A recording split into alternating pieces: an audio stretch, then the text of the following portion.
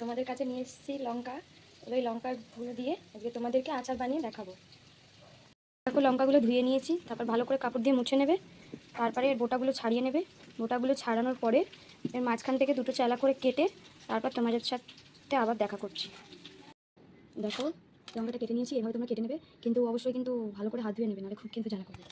দেখো এবারে আমি এতে পরিমাণ মতো নুন অ্যাড করবো, আবার কিছুটা বিট লবণ অ্যাড করবো টেস্টের জন্য, কিছুটা হলুদের গুঁড়ো অ্যাড করবো, তারপরে কিছুটা লঙ্কার গুঁড়ো অ্যাড করবো।